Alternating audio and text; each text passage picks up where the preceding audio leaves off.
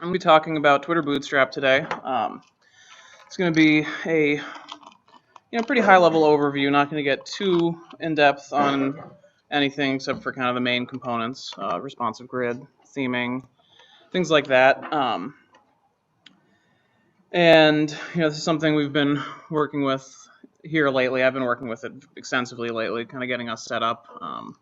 Fully integrating Bootstrap. We have a new style guide that I just set up. So that's kind of been my world for the last while. I'm going to start off with some kind of background stuff, some non-technical stuff. And then when we get through that, there's going to be a point when we start to get really technical. And then I will let some folks know who are not as technical, and they can presumably leave unless they want to be bored. That's true. If you want Eric's beers, you might stay. So, kind of, what necessitated Bootstrap? Some kind of context here over the last, 5 to maybe 7 years or so. First big thing is the rise of the web as a legitimate application platform. This is something that, hopefully most of us have kind of come to terms with or used to by now. People are building legitimate applications on the web, not just, desktop applications. People are building large, complex applications. We're building financial software on the web. And as that happened, pretty much in short succession after that was the very fast rise of the mobile web as another medium for viewing these websites and applications, kind of both these new applications and also traditional websites being viewed on smartphones. Obviously, much smaller screens, lower resolutions, and touch input being the main differences there. And so kind of one key thing that happened as a result of all this, when you try to sort of reconcile the web and the mobile web as a valid application platform, is that it's extremely fragmented. There's a ton of different operating systems, devices, screen sizes, and technologies. Even if you just consider Android alone, the amount of different Android phones available is crazy. That's why, as Eric was saying, kind of most smartphone games that are on iOS are also on Android, but as I've found out after recently switching, not all of them are, and that's kind of because it's really hard to develop something interactive, something real-time for Android, specifically because there's just so many different screen sizes and weird issues that only occur on one device with one particular web browser, things like that. So the kind of original goal of Bootstrap, and we'll get to responsive web design in a second, but the original goal of Bootstrap was to kind of converge all those things, kind of bring everything together, have a standard set of styling, components, controls that acts the same across all these different forms of fragmentation. So one kind of key element of all that is responsive web design in terms of having something that works across different screen sizes. So just read the definition from Wikipedia. Responsive web design is an approach to web design aimed at crafting sites to provide an optimal viewing and interaction experience. Easy reading and navigation with a minimum of resizing, panning, and scrolling across a wide range of devices from desktop computer monitors to mobile phones. So that's kind of, getting at what I've been talking about so far. And I also found this on, I think this was on the Wikipedia page as well. There's a really useful graphic towards understanding responsive web design in general. And it's that famous Bruce Lee quote, along with some pictures to kind of support it. You put water into a cup, it becomes the cup. You put water into a bottle, it becomes the bottle. You put it in a teapot, it becomes the teapot. And the idea is that content is like water. So we have a set of things, a set of information, a set of interactable elements as well that we want to fit into a space, but that space is always changing. So we want to let that content be like water and fit its container. It's the kind of general idea behind responsive web design. And to do that, we have 3 main components, all of which are used by, implemented by, whatever, Bootstrap. We have fluid grids, which I'll show plenty of demos of. We have responsive images, which are images that support different resolutions kind of natively. There's a couple different ways to do that, either through scaling or just serving up different versions for different devices. And media queries, which I'll also get into more detail. I won't talk about responsive images as much as those other 2. So when we talk about fluid grids, there's 3 different types of layouts, and I have a little example of this that I'll go over after, or do it at the same time. So here's our example. The first one is fixed width. You can think of this as being just a general interface. Each of these boxes would represent some kind of content, a group of fields, or maybe a paragraph, or an article header, something like that. And so here we say the columns in this grid are a fixed width. We define a number of pixels that they take up, and they always take that amount. It does not change based on the viewport. So that is represented by these red columns here. And as you'll see, as I move the screen size, they stay static. And because these red columns are contained in a fixed row, they don't wrap to the next line. So theoretically, if this was your smartphone and this was your viewing area, you would not be able to see most of the interface because of this fixed width layout. Getting one step better from that, we have fluid columns. Fluid columns widths are expressed in terms of percent. So as such, you can see this is the green columns, or the green blocks. They change their width based on the screen size. But as you might notice, this worked great here, and it's nice that it stays kind of consistent. But you might get to a point where they're too narrow and your content doesn't really fit well anyway. So that's where we get to responsive, which is the same as fluid. It's percentage based, but with the addition of media queries. And what those do is allow us to explicitly control content based on the viewport. So in this case, what we're doing is we're saying, for the majority of sizes, pull up the code, I'll show you real quick. We'll get more into media query examples later, but this here, this is what we're dealing with here. And I guess I'll go through all of them. So here's the fixed width. You can see here, this is our styling for our column. And we just give it a width of 250 pixels. It's always 250 pixels. Here is the fluid one. We give the columns a percentage width. And then here is responsive, where we give them a width of, we'll say it's 50%. There's some kind of margin issues with this demo, but basically 50%. And that is where, so the media query, what the media query says is, on a screen that is bigger than 600 pixels wide, on a viewport that's greater than 600 pixels, we will use, for our columns, 24%, essentially 25%. And then in other cases, sort of by default, we will use 50%. And so if we go back here, you can see that at our large viewport sizes, those blue squares take up a quarter of the screen width. And then when we get below 600 pixels, right there, they start taking up half. And they then wrap. And the idea is that they're big enough now that the content can still be meaningfully displayed. So that's kind of the general idea behind responsive layouts, is you have this percentage-based width, and you're kind of allowed to make decisions on layout, styling, content based on the screen width. And so, we kind of already looked at this, but again, it's a similar idea. This is a min-width media query, which just wraps those styling rules and says, only apply this on this kind of medium. There's a lot of options for media queries. We really only care about mid and width when we're just talking about responsiveness and Bootstrap and things like that. But there's a whole host of options from height, color, aspect ratio, orientation, and then some that are just I could never think of a reason to use them. Okay, so I can ask some of the dumbest questions, but this media thing, is that part of like the latest CSS, or is that part of HTML5? That's CSS3. Okay. So that's media like CSS3. Yep, that's a CSS3 feature. So that's been around for Internet Explorer 9 is the first one. Okay. So it's been a while. Yeah, so that's pretty prominent and widespread across the web. Beyond those particular device features, you can also query the device type. Again, we're probably not going to talk about that here, but everything we look at will be a screen. But there's also printer, TV. There's screen readers, assistive technologies. In that case, for the blind. But like I said, we mostly care about width. So moving on from that, the kind of next step of the evolution, from fixed to fluid to responsive.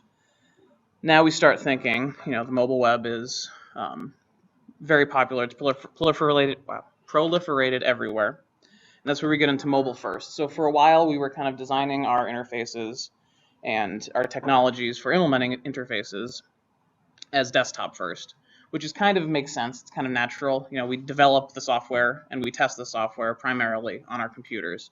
So that's what we think of first. But it doesn't really make that much sense to do that because the desktop is where everything's easy. You have large screens, you have fast processors, you have a lot of RAM. Everything is much easier.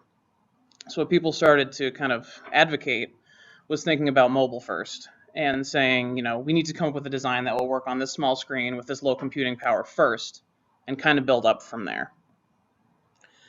And what it means in practice, you know, other than just having to have that burden for testing, but from a development perspective, what that means is that if nothing custom is applied, you know, just the kind of root base styling that you have set up for your application, the default will be one that works on small screens.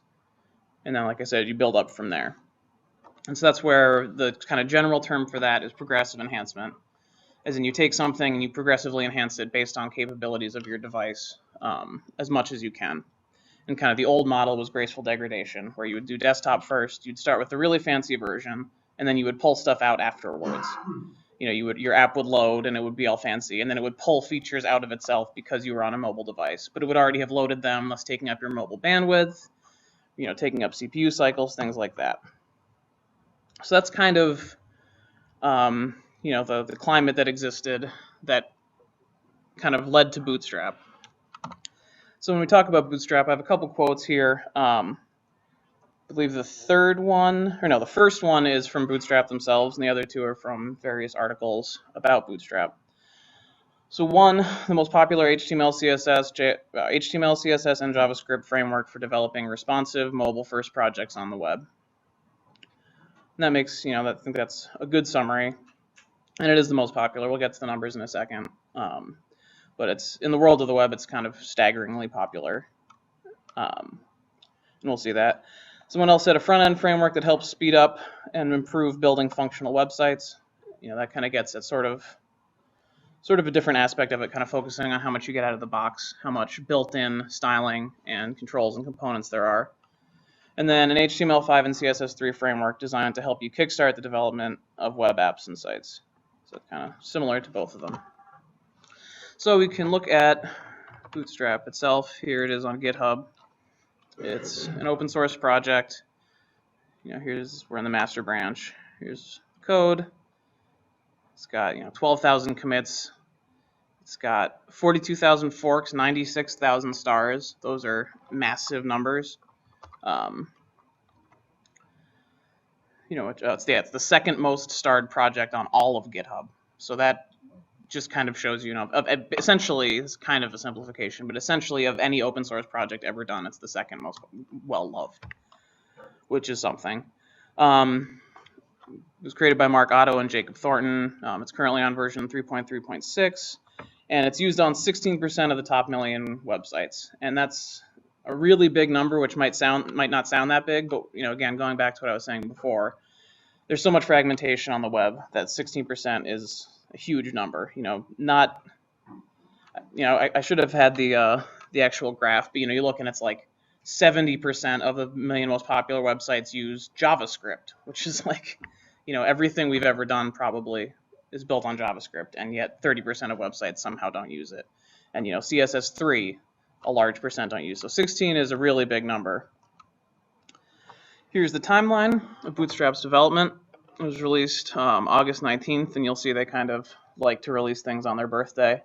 2011, Bootstrap 1 was released. Then, not very long later, Bootstrap 2 was released. And the interesting thing here, added responsiveness and 12-column layout. So in the first version of Bootstrap, it wasn't even attempting to be responsive. It didn't care about responsiveness. It was just trying to converge styling and add components. And kind of that gives you kind of an idea of the timeline that I'm talking about. You know, when I talk about the rise of mobile web and people caring about responsiveness, you can kind of see it happening in real time. You know, basically right after August they started to care, and then they sort of scrambled to add it in. And that's kind of when Bootstrap started getting really popular, because it was kind of a, you know, cheap out of the box way to make a lot of progress to making your application more responsive. And then on its second birthday, Bootstrap 3 was released. That's when they went mobile first. So again, you can follow kind of the trends of web development in general, along with Bootstrap. And they went to a flat design. And then this past year on their birthday, they released the Bootstrap 4 Alpha. So Bootstrap 4 is not out yet. It's still in active development.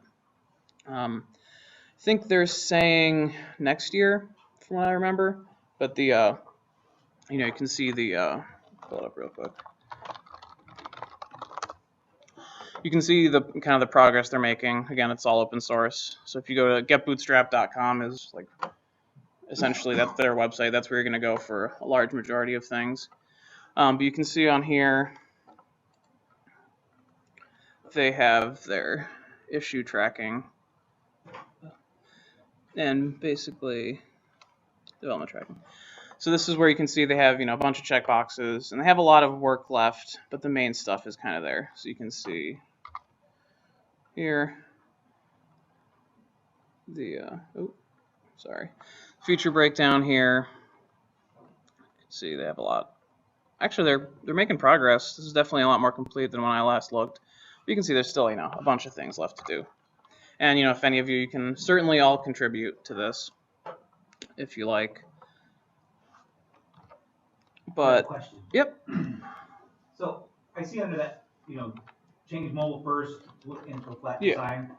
Now being the Windows phone person, right? So I remember when Microsoft came out with the flat design, all the Apple freaks were, oh, that's so good. And now I see this. So my question is this, right? Mm-hmm. So does that mean that if you use Bootstrap, that it always looks like it's a flat design for no matter what device you use?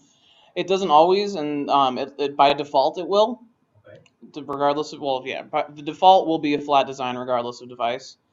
And that's where we're going to talk about that pretty extensively, because one of the big downsides of Bootstrap is uniqueness. It's pretty hard, you have to put in a lot of effort to make your application look unique when you're using Bootstrap. There's just so many examples of that canned basic Bootstrap layout, which we'll see on the web, that you just have to put in a lot of work to set yourself apart. And that one way to do that would be to go for a more rounded Apple-y design, which kind of hides that you're using Bootstrap in a sense. And that's something that that's going to come up again and again throughout this talk, is just kind of that constant trade-off of uniqueness versus effort. The amount of kind of trying to find a sweet spot of effort to put in to sort of theming your version of Bootstrap to look unique without losing the point of having a library take care of styling for you. The UI psychology of that too is, and the other side of the argument is, a lot of people like that, like the fact that they're familiar with it. It is something that they've seen before. Mm-hmm. It's that whole, when I go into McDonald's, I know it's always the same kind of approach. Yeah. They see the website, they know how it's laid out, I know where the menu is, I know where that, I know how this can flow, I know how this. Yeah, I think it might be kind of like a sort of like a tastemaker issue, in that maybe that applies to the common person, but then the kind of the elite of the web definitely don't feel that way. Right. And so those are the people who you need to kind of get behind you to build up your website and to get some popularity and get talked about in circles. That if you're a public facing website, at least, that can lead to you getting the views that you need to become successful. And it's kind of the people who are kind of in deep in the web and care about those things and are looking for new websites and care about web technologies. Those people pretty much universally seem to be tired of that layout and think that if you have that canned Bootstrap layout, that you don't care, that you're lazy. And so it does end up mattering, and you'll see. On the other side, maybe that's just marketing hype built up by all the. It's just I remember when we all used to wear ties. Oh, look at it, we got one tie. Tie designers every year, it's oh, stripes are out. Now you got to buy. Now it's got to be paisley, and paisley's out. You got to buy dots, and it's always those designers that are trying to convince everybody. Oh, that's ugly, and now you got to do something new. And it's no one really cares. Mm-hmm. It's an interesting dynamic, and it's I could see both sides of it, and if you want to set yourself apart and be totally different, but you also don't want to be so different that nobody gets it. You know what I mean? Yeah, well, I think that level of difference is just, you wouldn't use Bootstrap for that, because it kind of there's a ton of flexibility in Bootstrap, but like once you start trying to like break grid-based designs and come up with really unique things, then there's just no point to trying to use Bootstrap. Yeah, watch this 45-minute video on how to use our website and how things are laid out. It's like, okay, right. Yeah, but yeah, certainly the number of first projects, you know, my first website, my first blog, the number of websites like that just all look the same nowadays because of this. That's where it kind of comes up a lot. But anyway, so looking forward, we'll talk a little bit more if we have time at the end about what 4 looks like. Kind of the biggest 2 things are switching to Sass from Less, which we'll go talk more about that. They're CSS supersets languages, and adding Flexbox support. And basically Flexbox is a built-in browser standard for responsive layouts. So actually here is where we kind of get right into that. So kind of the nice things about Bootstrap, probably number 1 is productivity. You know, you get that baseline styling, you get that. Even though I said, you know, even though there's some elements, the most kind of notorious, the most notorious thing in that, the phenomenon I'm talking about, is the classic Bootstrap hamburger menu. So we have all this, you know, this is our desktop layout, and then we go small, and then the menu collapses into this hamburger. And so this really, like this top bar here, that's the number 1 thing that people like immediately notice and point out and criticize as being like, oh, you didn't do any work yourself. You just used the canned layout. It looks like everyone else.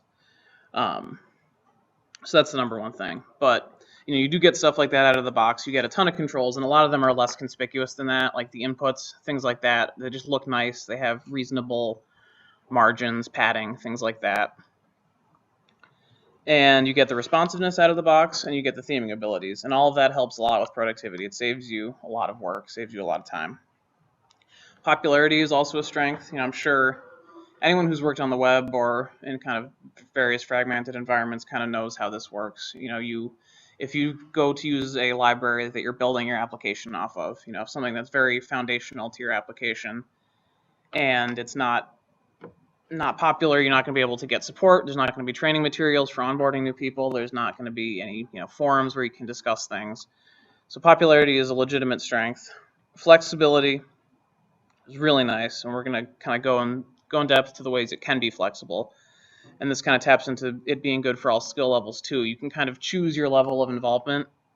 You can just have the out-of-the-box layout. You can choose to customize whatever aspects you want, really granular. You can override whatever you want. It's, you know, your level of involvement is up to you. Similarly, extensibility, same thing. There's a ton, because of the popularity, you know, these things are all interrelated, but because of the popularity, there's a ton of third-party controls available. You can import those easily. You can create your own. Just, you know, a good way to get your name out there on GitHub, things like that. And for those of us who are working on projects where we might care, you know, public-facing websites being an example, I would say, you get kind of good experience built in for assistive technologies like screen readers, which is something that a lot of people don't think about, but the web is kind of moving towards a place where that is a bigger concern and that matters more often. And Bootstrap it's not so much that it does that for you as that, like, if you follow their own instructions to, you know, using their components, you'll get that because they tell you to include the things you need to include for assistive technologies. And if you leave them out, Bootstrap won't break, but you kind of get that semi-free. Then the weaknesses, the big one is kind of what I was just talking about, that uniqueness problem. Size and weight. Bootstrap, for what it does, for how nice it is, it's really not that heavy. It's really not, but compared to micro libraries and things like that, it is. So there are some extreme situations. Like I read an article that was written by a web developer who lived in New Zealand, and mobile bandwidth there is extremely expensive. You know, the data rates are extreme. So in those cases, you might be looking for something smaller.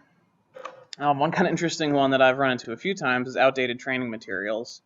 And this is probably going to become an issue again when 4 comes out. You know, you look for articles and things.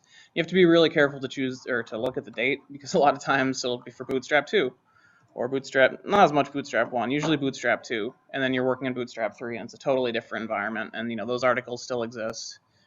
and it's kind of up to you to weed those out. And if you don't, you'll just get confused. You know, there's little differences are enough to kind of confuse you. And then the final big one, and this is one that we've, you know, on our project here, we've certainly had to deal with, is that it doesn't integrate well. The JavaScript component portion of Bootstrap doesn't integrate well out of the box with various frameworks like, you know, Angular, Knockout, Ember, things like that. So times when not to use it, like I said, when bandwidth limits are really strict, when you have the unconventional design or layout where it's not grid-based and you can't do it at all, and then if you have some domain-specific reason, you know, if you're making a complex data visualization application, you're better off using, you know, D3 or whatever. If there's more modern alternatives, things that specialize in data visualization instead of Bootstrap, which is a little more generic. And finally, if there's any, you know, if you have any desire to get something like Bootstrap but not use Bootstrap, there's a few there's it's the web, so there's a million alternatives, but most of them aren't very good. Foundation is good. It's definitely the most popular alternative. It has a kind of similar approach, similar idea of what it's trying to do, what level of opinionation it has, what level of power it has, what level of flexibility, which is not as popular. So theoretically not as good. Then Pure CSS is a micro library, which is pretty popular. It does kind of different things. That's one you might use in the low bandwidth situation. And UIKit, which is kind of in the middle. Those are the three that have enough popularity that you could get away with using them. Anything kind of below that, getting pretty risky.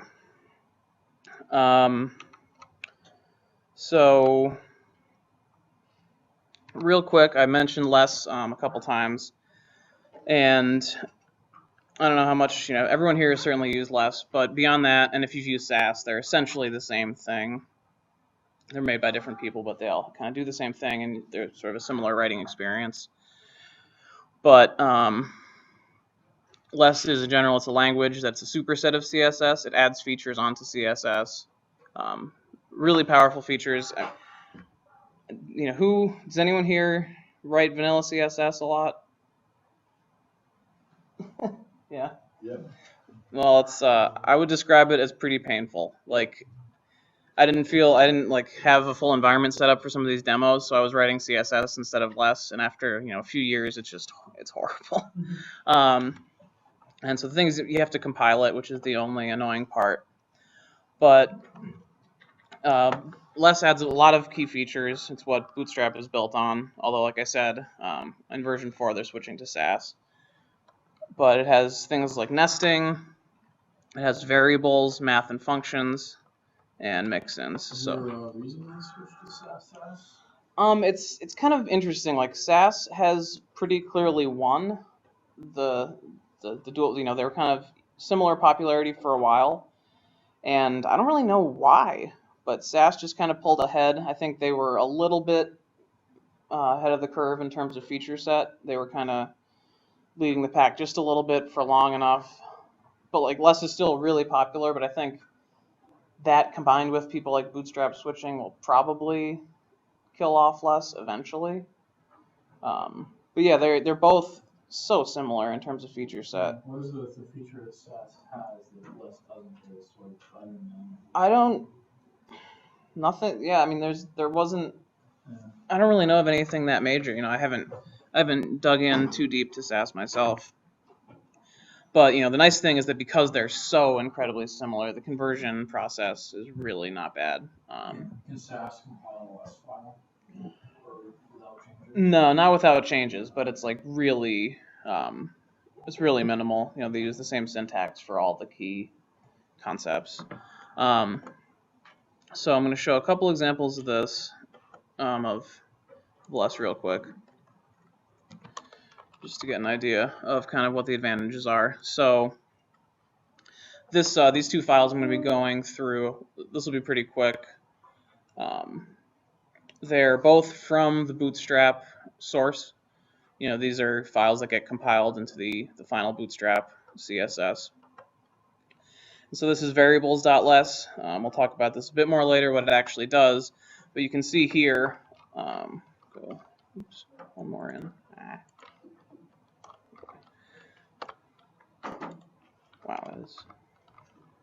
super zoomed in.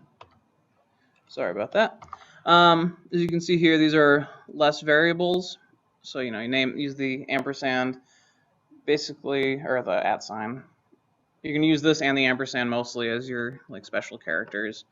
And so you name your variable here, set it a value, and you can see what they're doing here. This is basically making a color palette for a style guide.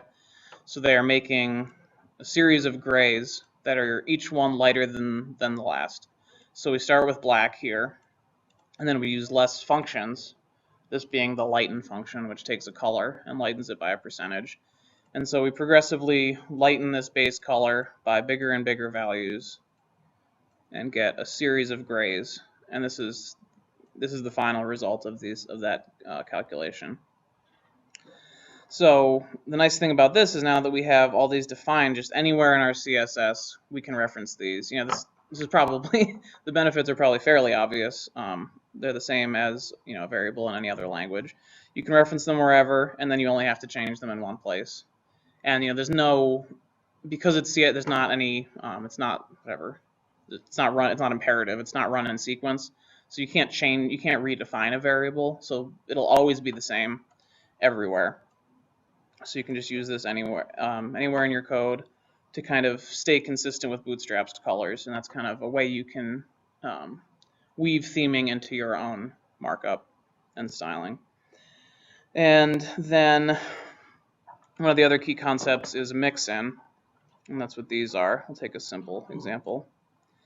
And the basic idea behind a mix-in is that it's essentially a function. So I'll find where this gets invoked. But the idea is that this is something that we can reference by this name, and it takes these parameters, and then it'll render these styles. In this case, it's more styles. It'll render these styles in that parent style sheet, and it will do so using these parameters, which you can pass in. So this, come on, let's see. What? All right, I don't know what happened there.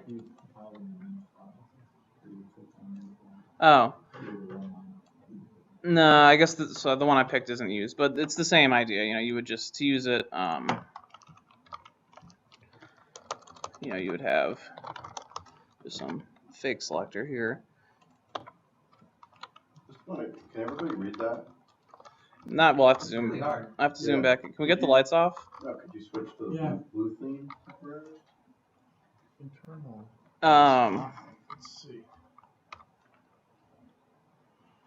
My eyes are shot anyways. That's it seems that thing's getting dimmer is what's going on. Yeah, that needs to be replaced. Yeah. Oh, really? The bulb needs replacing. So yeah, just to get another real quick look at these. So this is the definition of the mix-in, and this is using it in a style. Obviously, this is kind of a meaningless style, and then just so you get another quick look. I'll just take a second. Here is the variables, defining them, and the functions lightening them. So that's what I was just showing. We will keep going. So those are kind of some of the key features. Oh, the really big one, having used CSS today for the first time in years, probably the one I missed the most, and honestly couldn't even believe that you can't do it in CSS, is nesting, which just seems so obvious, which is just simply, you have a div, and these are just fairly arbitrary values, but you can then actually nest another selector inside this, and set the text color or something like this. And so when this actually renders, you have your div and then your span, and so what this renders to is div with 100%, and then it also creates a separate style, kind of unwinding the nesting, div span, color red. And so with this, you can keep everything together, keep everything organized, which makes it so much easier. So anyway, less is kind of one of the foundational technologies behind Bootstrap, and it's something that you're definitely going to want to use in general don't use CSS anymore. But specifically, if you're getting in depth with Bootstrap and you're working on theming at a complex level, when I talk about working at different skill levels and flexibility, when you want to get past, the beginner level of interaction with Bootstrap, you're probably going to want to switch to less and start making use of those variables. So we have a couple more topics. This one's kind of technical, and then there's one more that's a little of interest to the non-technical folks. But this one, to get Bootstrap, this is where we have that Get Bootstrap website. Fairly self-explanatory. There is, that's less. This is the last website. Here's Get Bootstrap, and so there's a few options kind of out of the box of default ways. And so the first is to just download Bootstrap here. And so this, as it says, that'll get you the CSS, the JavaScript, and the fonts. Everything's compiled, everything's minified.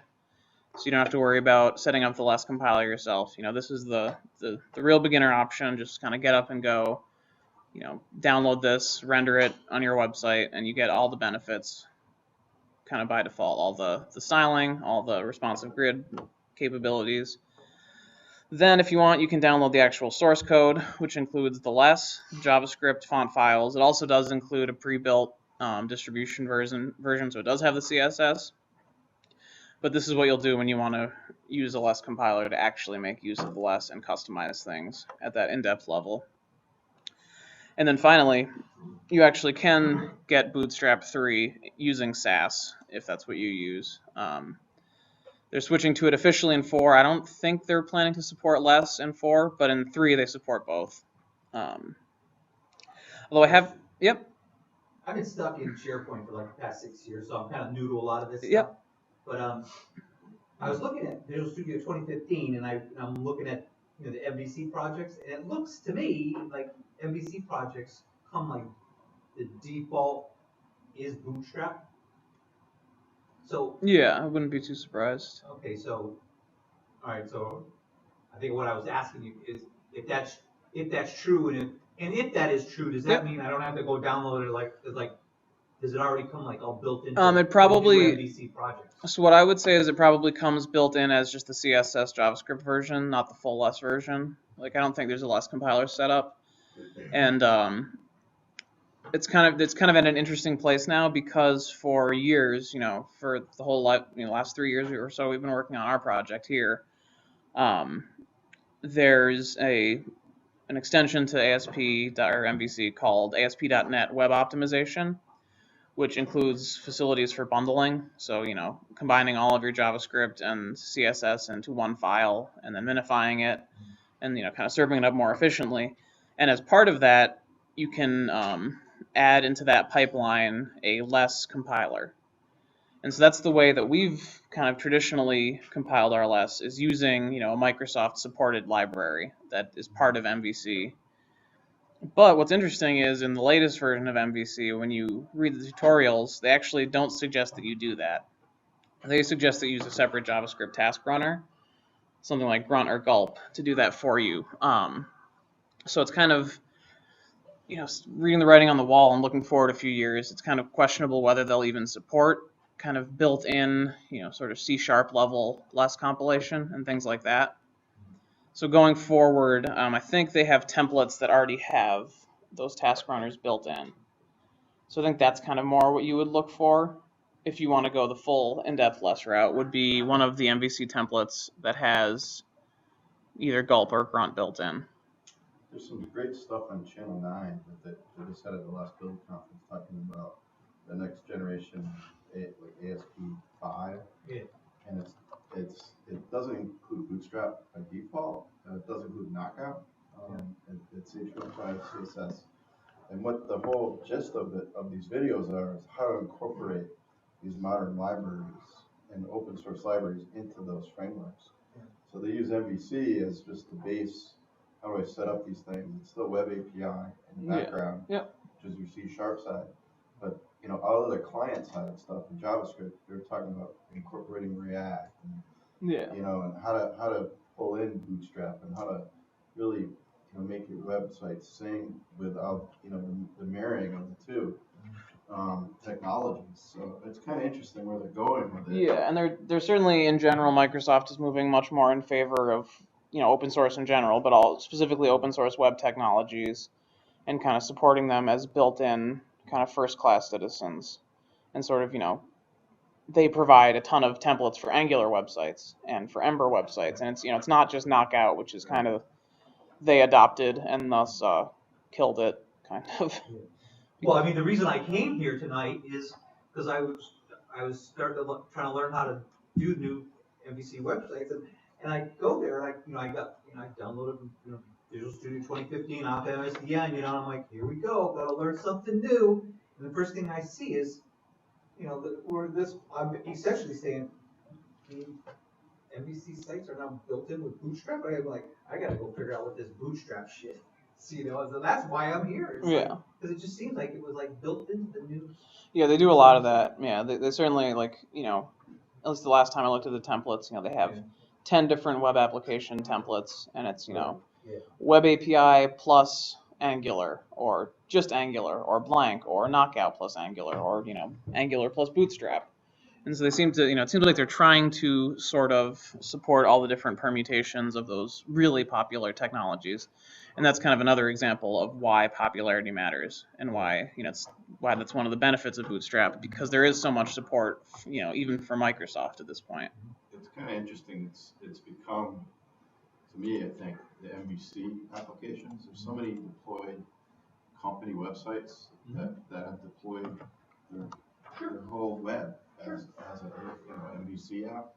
It's become the COBOL of the past. It's like all these old sites. What do we do? So Microsoft is kind of in two worlds. They want to support people, give them an upgrade path without having to completely rewrite it. And it's saying that you do this and then extend it. So my recommendation is learn Bootstrap and learn all these modern frameworks, because it's depending on your company, you could be doing that new, developing everything as a Spot application, and everything's brand new JavaScript libraries. But for most things, it's like the world I'm in is you have this technical debt of these old applications that you have to maintain and upgrade. So you got to have an upgrade path where you're not blowing everything up, you're extending it and trying to make things a little bit better. And maybe one of the first things you could do is replace the UI. Take a look at responsive design. Still use your framework of getting stuff in there, and then look at replacing the web API calls with something more Ajax-y and ES6 type stuff, and, promises and things like that. So it's really it's the scaffolding of the steps that you got to go through. And that, like I said, check out that Channel 9 stuff from the last. Watch it all the time. Yeah, it's all about that. And I'm not one that can judge a lot of these different frameworks, but because I think, again, I've been stuck in SharePoint for so long that that's kind of like all I know. But I'm a newbie to MVC, and I'm looking at it going, it's a pretty good framework. That's a nice way to structure websites. And I know you're saying that it's like COBOL, but I'm coming to it new, and I'm like, I kind of like it. Yeah. So MVC is we're moving from web forms to me is COBOL. Yeah. Right. So MVC is very clean. Even Bootstrap site. I mean, the internet will never be SPA in general. Like for public-facing websites, SPA doesn't make sense. SPA is more for like applications. Yep. So, but both things can use Bootstrap. So. That's what's nice about these web technologies that are open source and are so popular so as to be kind of pillars of the web, is that any effort you spend learning Bootstrap, you can apply it to so many different contexts. Whereas if you learn SharePoint stuff or MVC stuff, that only applies to that one area. There's not as much kind of cross-cutting benefit to learning that. But getting back to this, it's, actually adding it to your website. I'm sure this stuff is all, for example, on that template that you have. There's not really much you have to do to add Bootstrap. The two required parts are the HTML5 doc type, which you're probably using anyway. It's just, this simple little guy here. And then you're required to include the CSS. At which point, a large percentage of the benefits you'll already have, because CSS gets applied globally. You just kind of drop it in, and then everything will be styled nicely and consistently, unless you're overriding it. And that's where, that's some of the stuff we've been doing lately, is kind of converting existing UIs to use Bootstrap, because, a lot of it is just deleting old styling, which is kind of nice. There's less weight to your code, and it's actually not a very difficult conversion. Because in most cases, you just kind of go on the developer tools, and you can literally just uncheck like all your styles one by one, and most of them you can clearly just remove because they don't make any visual difference, because Bootstrap is doing the right thing anyway. And then it's recommended that you add this viewport meta tag, which is for mobile devices. And so basically what this part is saying, treat our website as having the same width as our screen width, so it doesn't like scale it to keep the aspect ratio and only use half of the screen. And then this is saying to, no matter what zoom state you're in, when you navigate to this website, set the zoom back to just the native 1. So these things, you include all these things all the time. This one's not required, but you should, unless you have a very specific reason not to. And then optionally, you don't even have to include the JavaScript, which is nice because, like I said, there's a lot of situations where it's actually not useful. Which? Oh, the JavaScript is for controls. There's JavaScript components that have built-in behavior for like toggling collapse on a UI, or various types of drop downs and menus. The hamburger menu I showed off when you collapse the screen, that's the actual collapse behavior and expand behavior on that is implemented in their JavaScript, so you don't have to. But the thing is, and we'll see this, you can use their components as just CSS and get all the look and feel, but then you're responsible for implementing the behavior yourself, and that's generally what you'll do. So yeah, we're back to this general concept of the responsive grids. This is kind of the last point that I think kind of is important for people on the business end to kind of understand. This is the part that kind of shows us how we can compose our UIs and how we can the ways in which we can have them respond to different screen sizes. And so there's a few different layers in this hierarchy, and then we will look at this example. Yep. I have a question. Sure. You mentioned that you can kind of leave the JS section Yep. of Bootstrap off. Would that also address something you mentioned earlier where Bootstrap doesn't seem to play nicely with? Yeah, well, that's the reason you don't. It's not so much that it's gonna like override things and break things. It's just that what it adds is not very useful because it won't have out-of-the-box integration with those technologies. So like including it won't break things, but in many situations you just won't get use out of it. And as we'll see in a second, you can customize the build to an extremely high level of granularity. That's kind of the other form of build. And in doing so, you can, if for some reason you only want to use, 3 of the JavaScript components, you can just only include those and then not have the weight of downloading the JavaScript for all the other ones to the client. So when we talk about that grid layout, that's kind of the key thing here towards building and responsiveness. And so the top level, there's a container. And these are all implemented as CSS classes, and I'll just go through the demos in a second after I cover what the options are. So everything's wrapped in a container. There's 2 options: container, which is fixed width. It's a fixed width that is set relative to the screen size. So it's not it's not this situation kind of fixed width. It's just that the container of these things is fixed, but it scales relative to this. So it's not the kind of fixed we talked about back then. Or container fluid, which is honestly all I've used. I haven't used the fixed one, but container fluid just uses the full viewport with the little margin thrown in, I think. And you can't nest them because then you'll get the extra padding, and that's a pretty common source of issues when you're developing Bootstrap styles. Is like if things look weird, if there's extra scroll bars, if things are indented too much or outdented too much, it's probably because you violated one of these rules of kind of the order of nesting. So at the top we have a container. Below that we have a row, which must be placed within a container to get the proper margins and padding. creates a horizontal group of columns.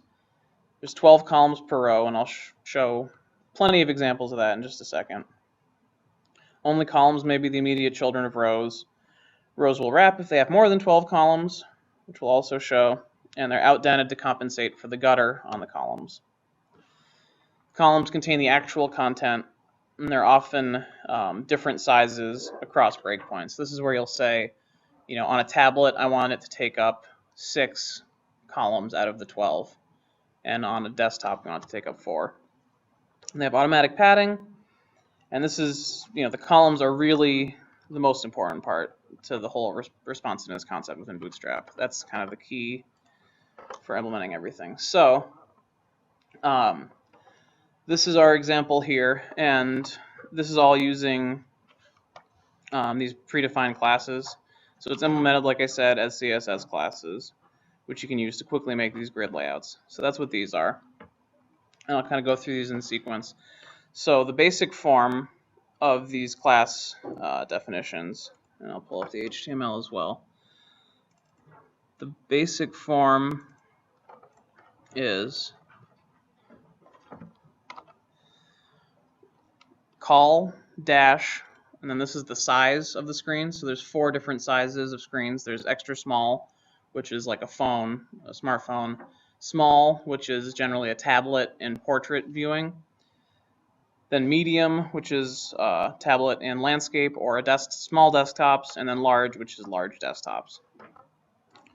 So this is defining the columns here, and it's defining the size that this applies to, and then the number of columns it takes. So what this one is saying is, on a medium screen device, take up 6 columns. Remember I said there's 12. So here, in this example, this is kind of the most standard setup. And what we'll see is we have 2 call MD6s, and that means that they each take up half of the screen, because the whole screen is 12. And I can show real quick, if we switch this over to 12, we'll see that it now takes up the full screen. So again, the idea, if we look at the styling, we have our container here, which has a row in it, and that row takes up the entire width because our container fluid takes up the whole width with the margins. Then our row uses that entirety of that, and then this row is broken up into 2 columns of 2 divs that each take 6 columns. So one key thing here is that when we talk about this being a medium configuration, that applies to that size and all bigger sizes. So this is a 6 on medium, but it also means that it's a 6 on large. And if this were call XS, or if this was call SM, which is small 6, it would apply on small, medium, and large. So you might ask, if this applies at medium and large, what happens below? What happens at extra small and small? And that's where we get to the concept of mobile first again, which is that the default layout is to support the smallest screen size. And so what that means is that if we don't specify anything to override it, it just uses the full width. So in this case, nothing is defined for I think we're on small, so this would be like considered. Yeah, and let me just real quick, kind of the key thing here when I talk about these. I talk about extra small, small, medium, and large. Those are what are called breakpoints, as in when we, not in the code, coding sense, but as in when we exceed this value, we go from extra small to small. So extra small, like I said, phones. That's everything below 768 pixels wide. Small is everything below 992. Medium is everything below 1200, and then large is everything else. And I think one other thing in Bootstrap 4, they're adding extra large, which is for like Retina displays and 4K monitors and stuff like that. Can you adjust those with build options? Yes, you can. You can adjust almost anything, which is getting back to the flexibility. So not only can you adjust these, you can adjust these breakpoints and say, I want a small device to be 500 pixels or less. But you can also change the number of columns. So when I've been saying that this, that in this layout everything by default is made up of 12 columns, you can have it say, I want it to be out of 15 columns. And so then in this case, it wouldn't take up the full width because it doesn't add up to 15. It's hard to think of a situation when you would want to do that, because 12 just works really nicely. It has a lot of, it divides evenly into a lot of things. You can have 1, 2, 3, 4, 6. Yeah, I don't think the number of columns, the base 12 thing you don't want to mess with. But Yeah. totally see why Yep, mess with absolutely. it. Yeah, but you can mess with either, and you can. It's not really displayed here because of how I have the styling, but there's if I pull up the developer tools, you can see that there's well, you probably can't see, but right here, this is the default padding. The idea is that between these columns is a gutter of padding, and you can change that value too. So you can have really large or small padding between them. By default, I think it's 27 or something. Yeah, something like 15. So these are the breakpoints, and so when I'm moving my screen here, you can kind of tell. Like I said, this is 6 columns each at medium and large, and 12 columns each at extra small and small, because that's the default. So you can see we hit this breakpoint, and if you recall, it's 1200 pixels is what we're looking for. And so it's kind of small, but in the top right corner of the window, you can see 700 pixels, 800, 900, 1080. So this is a fairly small monitor because of the projector. But you can see or actually it already happened. Oh, right, because we're doing the other one. So 990, whatever, 992. So you can see when I go from below it to above it, it changes the layout. Use those Chrome tools to simulate different devices too. Yep, yeah, you can. There's it's this guy. It's not the settings. I just turned it on. But yeah, there's device emulation. Oh yes, so this is a different way to do it other than just dragging it. This is what you would do if you want to really test how it would perform on a mobile device, because not only can you change it to be the actual screen resolution of a given mobile device, but when you do this, it also simulates touch events instead of click events. So this is handy for just testing mobile things in general, and it's kind of another way to do something similar to what I'm displaying. But I kind of like doing this for most cases just because you can easily switch between layouts. But that's, so we can see in this first case it's pretty simple. The second one is a similar idea. It's just showing, in this case it's 4, 4, and 4 adding up to 12. So they each take up a third of the width, and then you can see the same thing because nothing is defined below that. When we get to small from medium, becomes they all become 12s and take up the full width. So when we talk about, this is kind of, it's responsive, but we're not really in control of this. We haven't really specified the behavior for smaller devices. So in this next example here, in this one, this is where we start to see how we can actually use it to kind of fundamentally change things across or take control of things across different breakpoints. So in this one, you'll notice we're specifying XS6 MD3. So we're no longer leaving extra small and small undefined. We're saying it extra small, which then means small too, because if you remember, it goes upwards. So now extra small and small, these each take up 6 columns. Medium and large, they take up 3. So what we'll see here is when we go small, they now take up half. They don't take up the whole thing because we've specified they take up half. So it's kind of a simple form of responsiveness where it's basically the same thing as this first example. It is the same thing as that. It's just implemented with Bootstrap. Same general idea. And then there's some other facilities involved in the grid, and then I'll show you this kind of more actual example below. But here we see that you can use offsets, which have a similar syntax.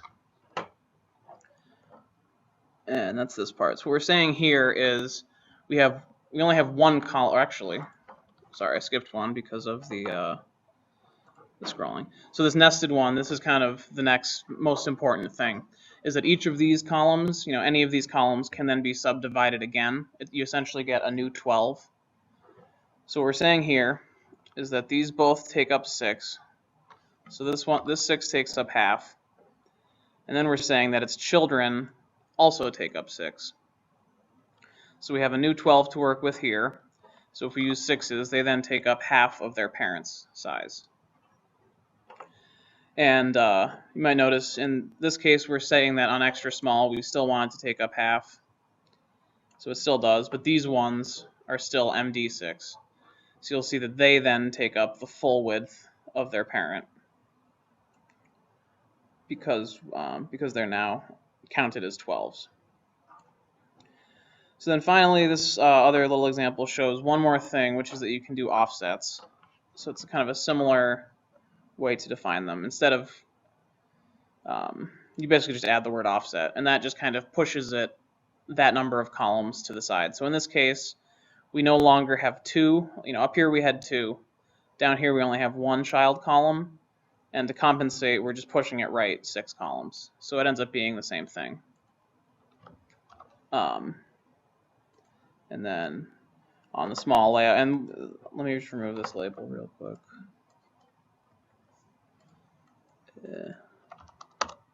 Yeah, so you can kind of see a little easier. So now we have the first column, which is the MD6. The second one is also an MD6.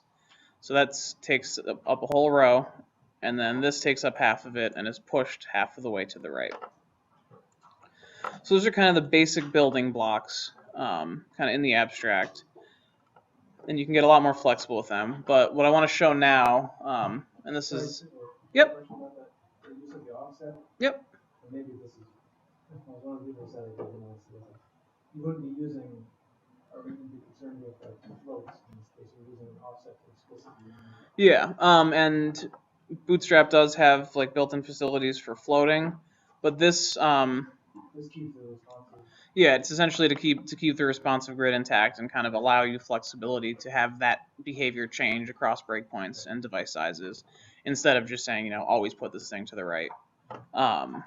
I think so. For whatever, one of the things that Bootstrap has is like helper classes. So they have one called pull right, which just sets float right. I don't really know why that needs to be done. Sounds way cool. But yeah, it looks like it essentially does the same thing, in this one specific example. So I took off even though this says that, I took that off as a class.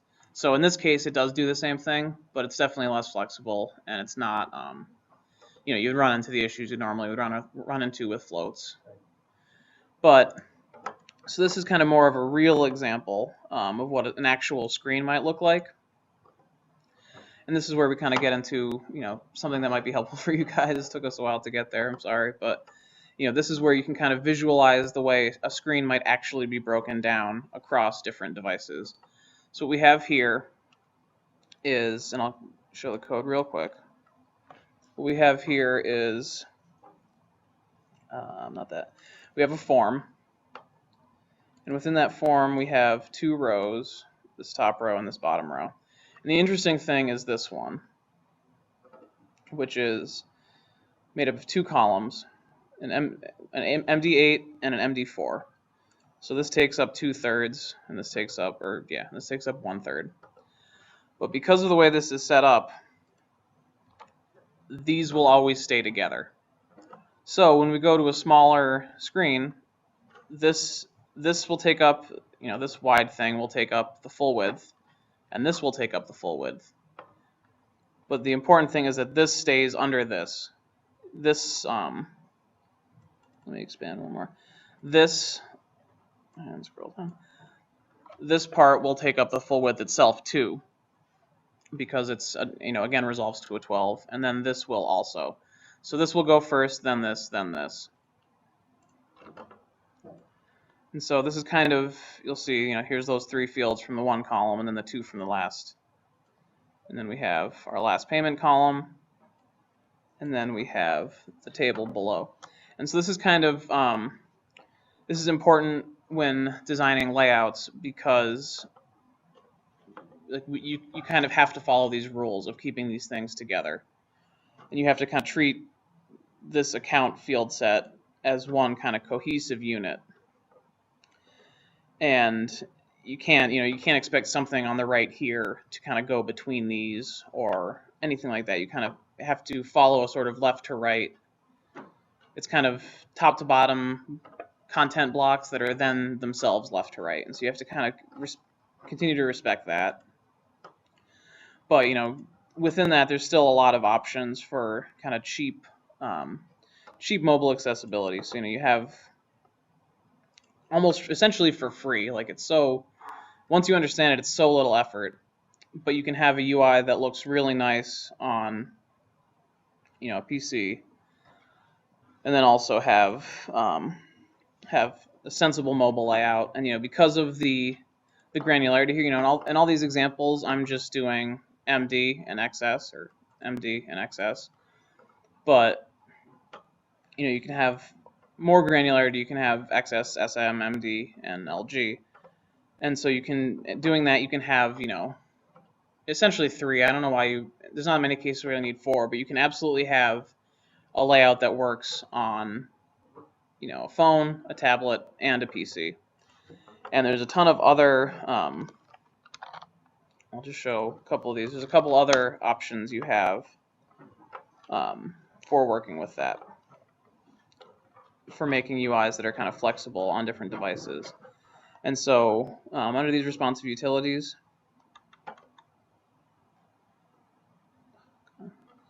you can see there's a number of options. These are, you can hide.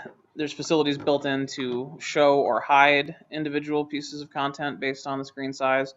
So you could have 2 versions of the same grid, for example, one of which only displays on a PC and one of which only displays on a phone. They have the same thing for printers, things like that. So if theoretically, we could have it set up so that, like, for example, we have a screen that looks one way and includes, a tax ID or an account number, and then when it gets printed, built into our app, it hides those things automatically. So you can't have someone like accidentally printing a tax ID and then not disposing of it properly, things like that. So actually, potentially we could make use of that. But really, the key idea is that you kind of start thinking of things across different devices and thinking about the ways, kind of the needs of different devices. And in those ways, Bootstrap gives you just a ton of built-in facilities to really kind of shape and mold your layouts and how they, the content you have and how it's presented in ways that are kind of well suited to different devices. And so, did anyone have any other questions about the example? Because that's this is probably the most confusing part and also the most important part of the whole thing. Okay, so I think, and this is just so for reference, this is the actual media query implementation of those breakpoints, kind of what I was talking about before. And so I think here's some other properties. This can come up where by the built-in behavior is on small devices.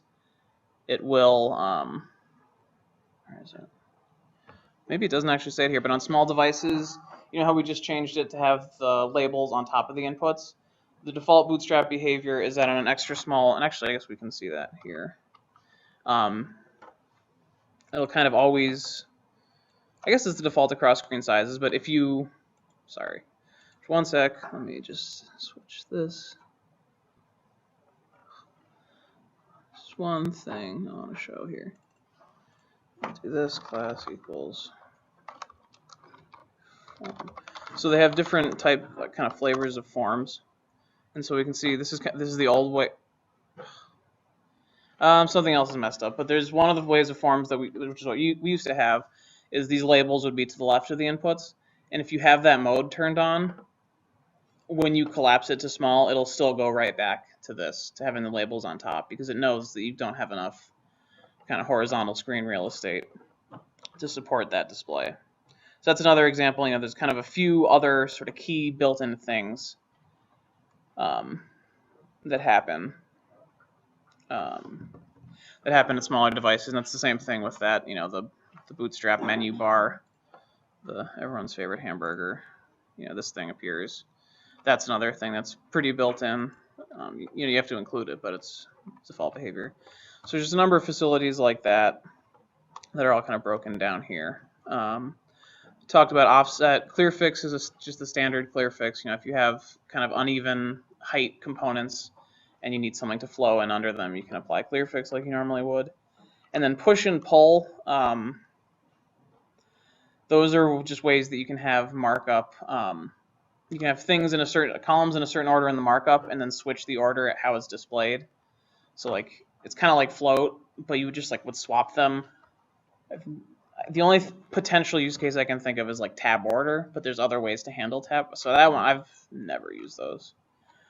And there's a ton of other examples. I think you guys are. It's about. That's. And so I think these are some good examples. I had these up. You know, this is the W3 schools. And this is just kind of one other example of how popular Bootstrap is on W3 Schools, which is like one of the most kind of basic tutorial sites on the web. There's a top level menu item for just Bootstrap. And I don't know why it's not shown here, but there's also one for Angular in general. Maybe it's just on the left, but the general idea is that, you know, one of the main sources of information on the web treats Bootstrap and Angular as being as important as HTML, CSS, and JavaScript, which is kind of just one little other indicator. But they have all these examples, so this is kind of a good place for you guys to play with for the responsive stuff. If you want, they have a bunch of examples of different layouts that work kind of differently. You see the dashes, that's kind of like, you know, on one layout it takes up 7, on the other it takes up 12 columns. So there's a lot of examples that you can play with to kind of get a feel for how those columns fit together. So the next thing we get into is kind of the reusable components, and I'm going to kind of move through these pretty quickly. I don't really have examples here because, you know, as with most things on the web, Bootstrap is self-documenting, you know, as we noticed with the little hamburger menu. The Bootstrap website is built with Bootstrap, as you might expect. And so you can kind of see as you scroll through these, you know, you can go to tables, and it'll have an example of the basic table and then the code. And because it's built in it, you can also just open the developer tools and look at the actual code that's, you know, literally rendering this exact grid. So I don't have demos, but I'm going to go through some of the more important ones of those. And again, when you go on, this is all still on getbootstrap.com. And so this is where it's broken down into 3 different groups. CSS is CSS only kind of styles that get applied by default, or that you can apply to kind of built-in components, like ways that you can style built-in elements, basically. Components are things that Bootstrap has added that are CSS only. Excuse me. So that's where we get into, you know, alerts.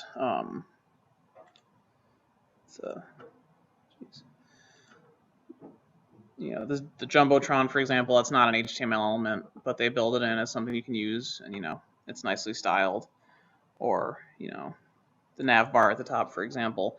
And so these are things you will definitely want to make use of. You know, you won't need all of them. You know, I don't think for example, we don't have any Jumbotrons because it's not informational. We're not like, oh, this is the most important article to read. That's not what we're in the business of doing. But, you know, something like, you know, the breadcrumbs for navigation, that could potentially be useful for a kind of sequential nested navigation, things like that. A lot of these are good things that have become, you know, kind of UI metaphors that have become popular on the web, but not enough so to have, you know, fully vetted built-in elements, pagination, things like that. And then the last group is the JavaScript components, and these are mostly versions of these components. You know, the JavaScript ones are mostly versions of this, but with behavior built in. And those are the ones we're not even going to look at those because, like I said, you often won't use them. That's kind of the general overview of the components, and we'll just look at a couple of the important ones. And real quick, we can look at this, just so you get kind of an idea of the file structure. So this is the actual Bootstrap.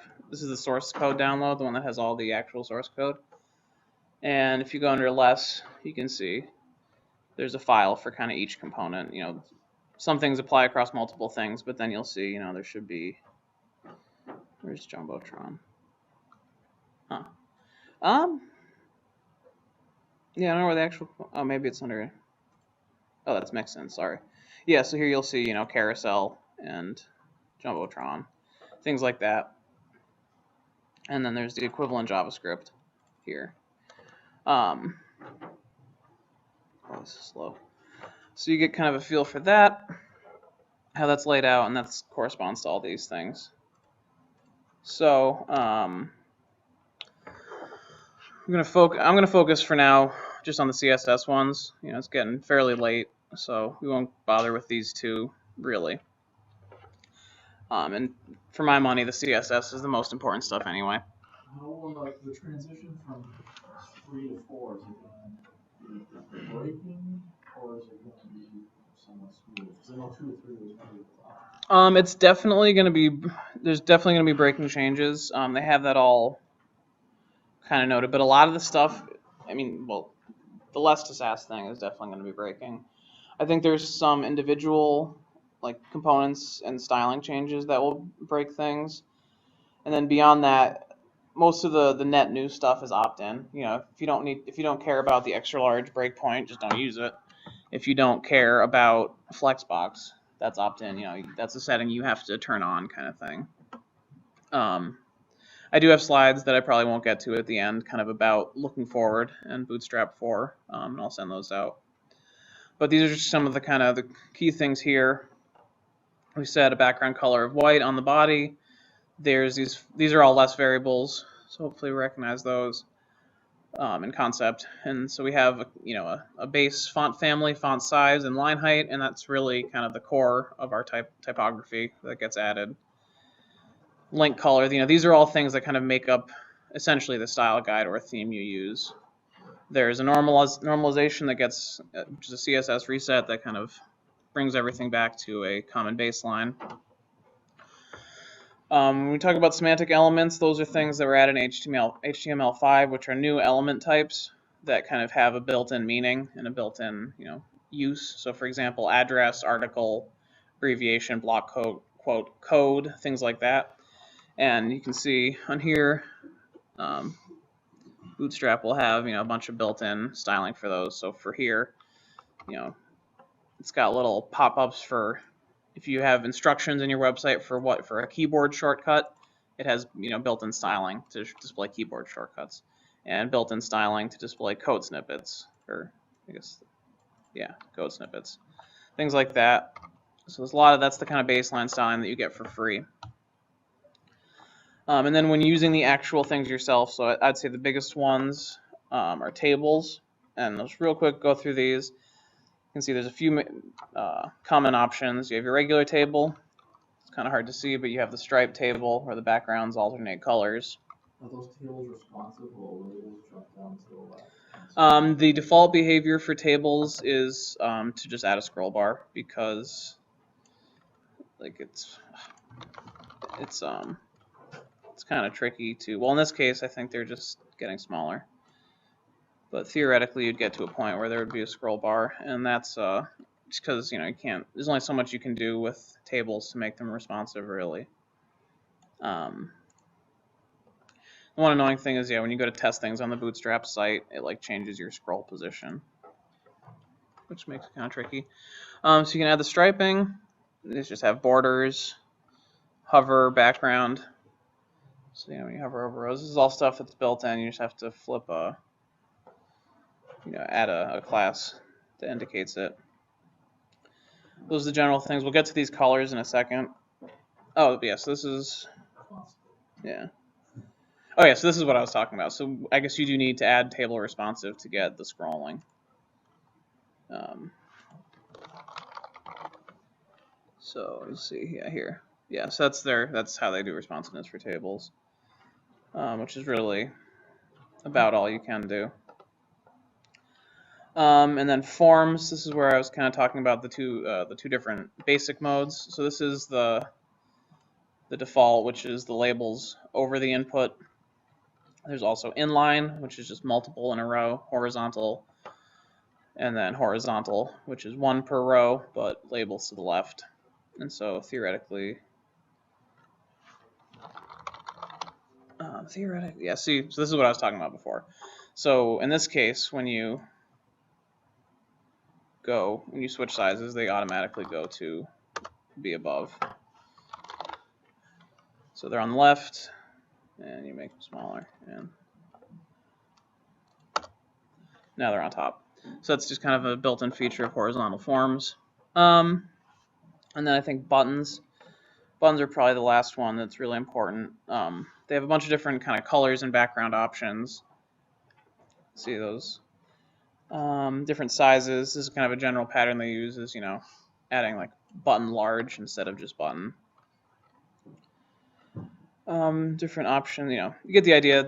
The point is that there's kind of way too much of this stuff for me to show you, but it's all really nicely documented here. So I'd certainly recommend as a next step to go to Get Bootstrap and look through at least the CSS and components pages, not everything. One important thing. Is there like one problem I had with Bootstrap is like just a ton of classes you have to add to elements. Is there a way? I think like you could make a mix in and just sort of combine them, so I just have like a standard button, sort of give a class name and then. No, you can indirectly. So that's what I was just going to talk about, is this the redundancy problem, which is the one kind of downside. This is right here. So this is It's like it's a button, yeah, I get it. Yeah, so this is what's annoying, and what could make it even worse is that this could be a button element, and you would still, button primary, button large, roll button. You do have to define all that, because these all kind of represent different things in the styling. This is the sort of default button styling, and this is saying that it's a primary button, which is what gives it this color, and then saying it's large. And this stuff is really redundant, and if you leave out this one, it'll cause problems. And well, the problem with that, yeah, so you can combine all the styling, so you could have a mix-in that was dot button primary, but it wouldn't be adding those classes in. It would just be applying the styles directly. So it would be kind of indirect. Like, it would be kind of hard to, like, readability would suffer in a way, but it this already kind of does. So that's kind of one annoying thing. And another example is with the tables. You have, it's always going to be a table element, and then you add class table, which is redundant. But the reason they do that is kind of sort of, I think, maybe what you were saying of, or getting at is, it doesn't. This is the way that it makes sure it doesn't conflict with other technologies directly, is because, it's really presumptuous for it to just say every table element in the whole app I will, will be in my jurisdiction, and I'll take control of it, kind of thing. So that's probably, one of the two most common errors, is leaving out those sort of shared classes. And there is a tool called Bootlint, which I recently found out about and have not tried yet, which is a static code analysis thing that looks for those exact errors. So theoretically, if you had this up and running and you left out the button class, it would find that for you, which would help there. There's some semantic classes you can add that kind of, these are kind of, for example, they just impart meaning to a specific element and then give styling based on that. So you could have a paragraph that you designate as lead, and then that will give it emphasis as like a lead paragraph to an article. Those can all be found under here.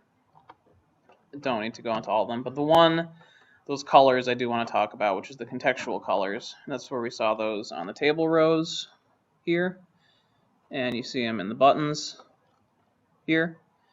And so the idea with these is that there's different classes you can apply, so that's what button primary is, or BG for background primary. And so the idea with those is that you just assign a context to a given UI element, and then you have a shared color that kind of gets applied throughout your app.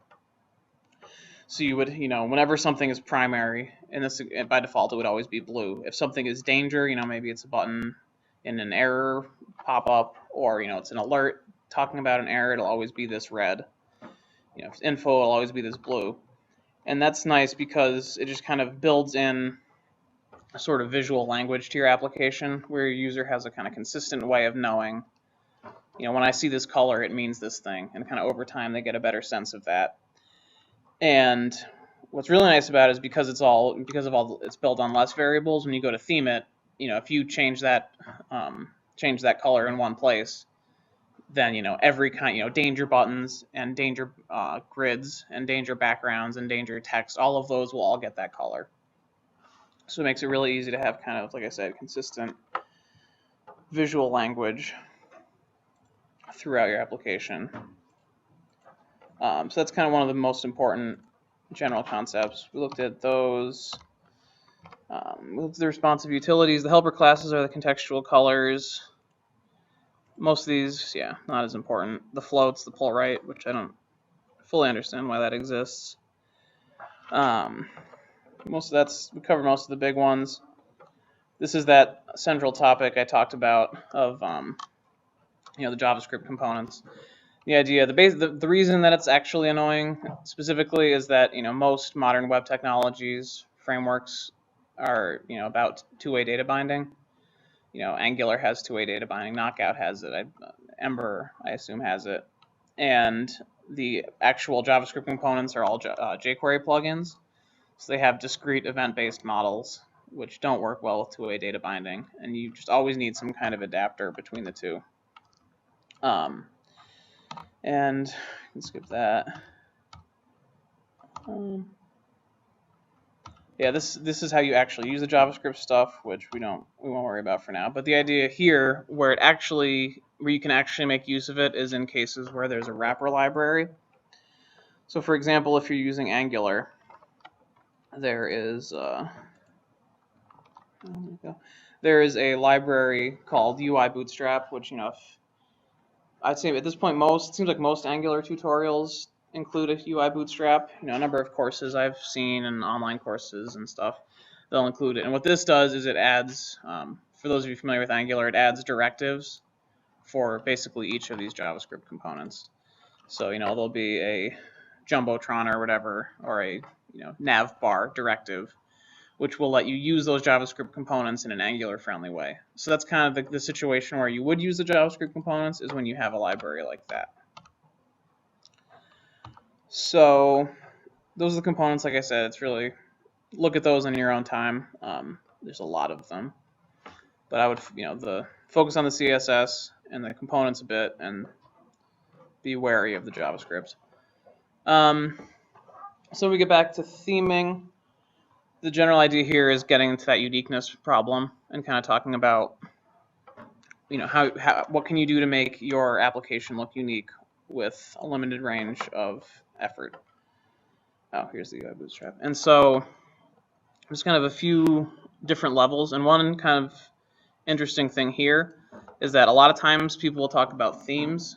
They use the word theme and they just mean template. Like they say theme and then it's just like, this theme includes 50 new controls and pre-built admin dashboards. And so it's kind of a lot heavier than what you would typically think of as a theme. But just a couple examples. This is a site called Bootswatch, and this has a bunch of free themes. And you can kind of see these ones are actually themes, what I would define as themes. Just visual elements. So you can kind of see, if you remember when I was talking about the contextual colors, how you set them once and it applies everywhere. So this is their version of those. This is their settings. So you can see the buttons here, and then the tables. They all kind of keep. That's a similar palette. So if we pick kind of a different one, it'll be more clear. This one has purple. Let's try this one.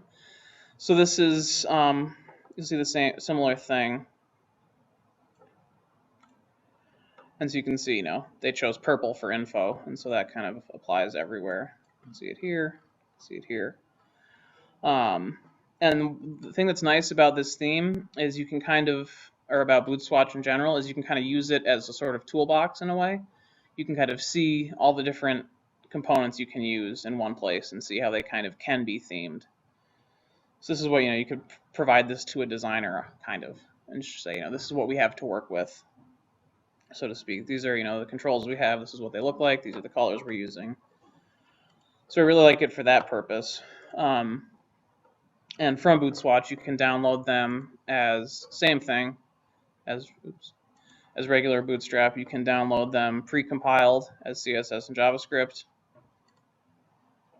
or you can download them as less files or as Sass files. So that's, basically you would do whatever you're doing yourself. And what's interesting here is that the pre-built ones, that just, like it says here, it just gives you a bootstrap.css file. It's not like an additional file you include. It's just building that theme into the actual Bootstrap file. That is the similar process as the custom build option, which I'll show real quick. Customize here, that's where it is. So using this web tool, you can build your own version of Bootstrap, which does essentially the same thing as the Bootswatch ones. And so this is what I was talking about earlier, where you can leave out particular components. So in the build tool, it has all the common CSS. So if you want to leave out, the forms, and if you want to leave out the pager control, and if you want to leave out the JavaScript components, you can do that here. But you can also, and these are the jQuery plugins.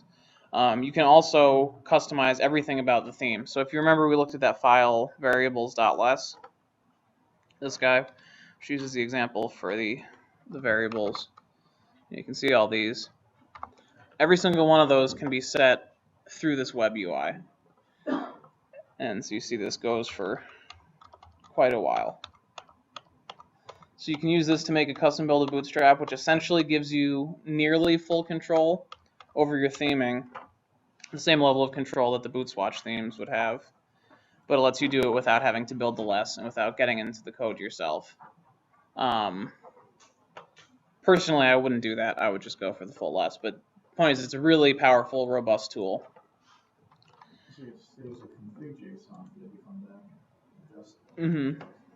Yeah.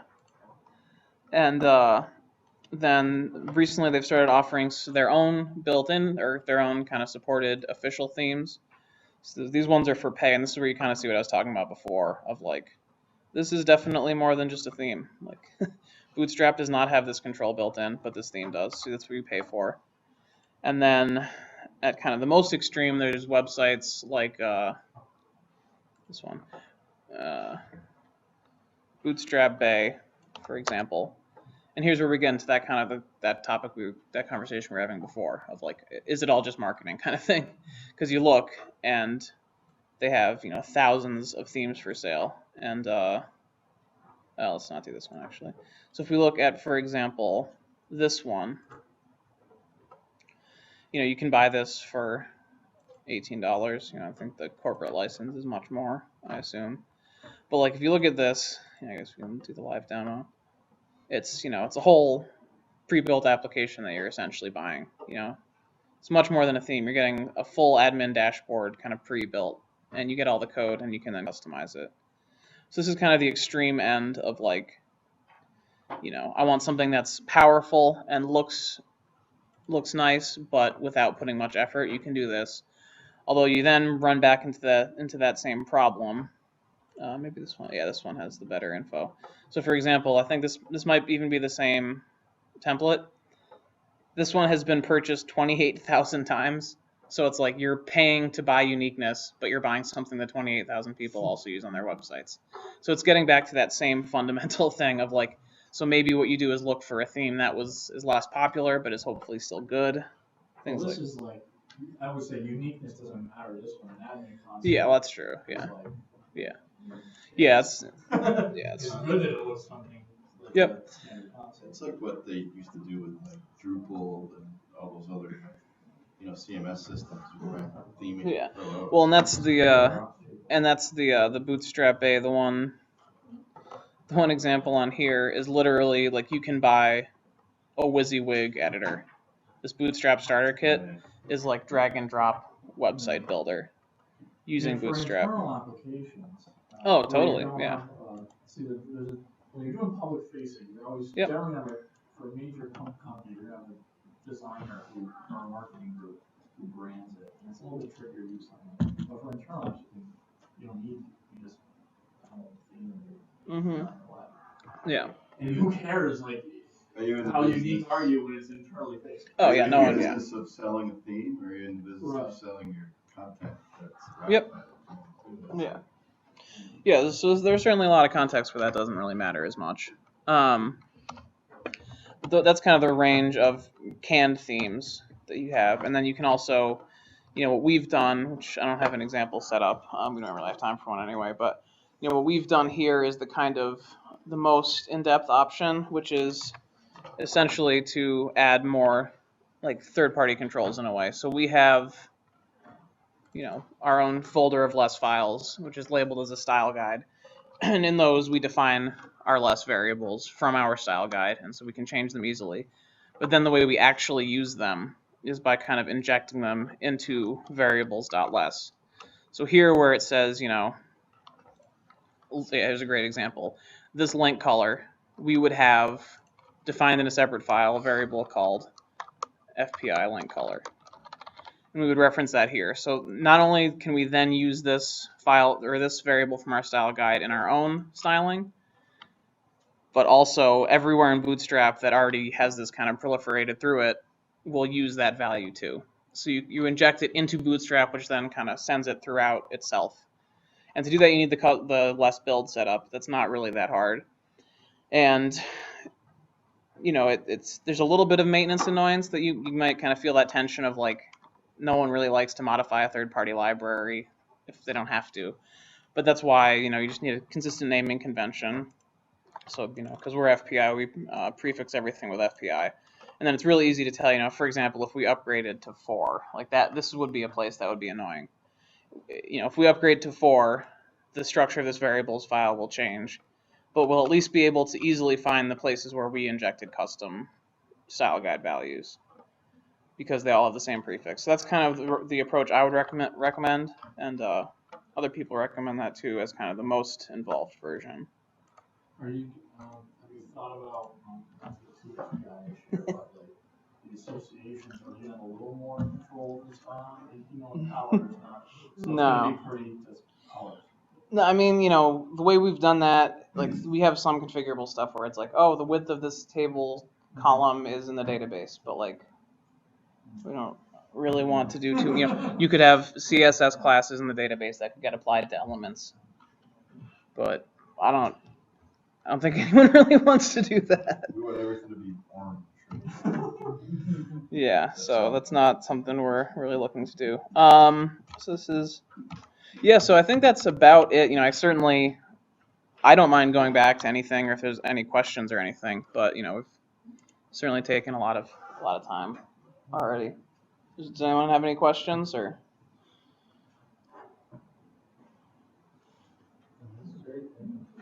Cool. Yeah. So I mean, it's a hell of a big topic to try to put into about 2 hours, and I'm sure we all kind of felt that as I skipped like 10 slides. But it's really a deep thing. There's a lot of courses out there that are a bit longer and take a bit more time with it that do go through the individual components. But I just think it's not as. The important part is understanding the responsive grid and the problems that you're trying to solve. And then when you're talking about the components, it's really about understanding the patterns that are at play. And, for example, needing to include both button and button large, and understanding the way the contextual colors work, and understanding the way that sizing is handled, where there's like a button dash large and there's a modal dash large, and there's just kind of these consistent approaches that they use that are documented here, and you kind of get a feel for them over time. And those are kind of, when you're using the actual components, those are the things that matter. And because it's so popular, there is a robust community of third-party controls that are available to you, generally in both pre-built CSS and less format. We have a date picker, and we use the less, so we can do the same thing of injecting the variables through it because it uses the built-in Bootstrap variables. And depending on your environment, like I said, don't use the JavaScript things unless there's an actual good wrapper library. We use Knockout as our main thing, and there is a Knockout Bootstrap or Bootstrap. Yeah, I think it's Knockout Bootstrap, and it's like all right. It's not necessarily good enough, in my opinion. But the UI Bootstrap, if you're in the Angular world, UI Bootstrap is really well loved. So I'd recommend that. Even with React, it's kind of like the new kid on the block. You can use Bootstrap, and that's kind of, React's all about just the view part. It's just, you can build React components that, how do you build good CSS and use Bootstrap and kind of just lay out all the components with that design and the framework of it. Yep, but the key benefits, there's a lot of power, getting responsiveness essentially for free. Now, The popularity. I know the application you're working with, what's coming on. There's a lot of giant grids. Yeah. Are you going to be scrolling to the right, or you have some other plans? Or are we going to sort of reimagine the UI a little bit? I know detailed views probably. Can be really, Probably really some of both. Okay. But there's going to be a lot of panning to the right if you're on a mobile device or not. Well, that's why you need to. That's the thing. So this is this gets you your kind of baseline level of responsiveness, which lets you literally be able to access things on a mobile device. It does not give you an actually nice user experience, and that's why for cases like that you need to do a lot of the little details of adding in just Chrome, things that give you feeling, things that make it feel satisfying to interact with it, so that when you are scrolling for 3 seconds to get to the 20th column in an oversized grid, it feels for lack of a better word, it feels fun. That's why stuff like that matters, which sounds silly, but it actually does. For a mobile device, you may want to hide. 30 or 50 columns. With responsive design, you should honestly very rarely, if you're doing it never have to hide anything. But you sometimes have to reorient. But that's where the mobile first thing comes in again, because you need to say what is the subset of information or interactive elements that cannot be broken, that cannot be split up, that needs to be there, and then what things are in the screen that we think we need, but they're actually kind of supporting and we could deal without, or they could go somewhere else. It kind of, by thinking of mobile first, it kind of forces you to make those tough decisions early instead of a year later you have an entire wireframe and an entire designed half-implemented application, and then you're saying, all right, well, this just can't work on a tablet, so we'll redesign it. We'll just make a second screen, because that's the kind of one of the old approaches to handling mobile was just, we have this view, and then if you're on a smartphone, we'll device detect and then just serve up a completely different screen. And that sucks because then you have to implement both. You don't save any time. You're duplicating effort almost entirely. Obviously, you don't have to make 2 different backends, but yeah. So that's where this is certainly Bootstrap will help you a lot with making your applications and sites usable on mobile devices, but it is only a piece. It's one of the bigger pieces, but it's only a piece. There's a lot of other work involved.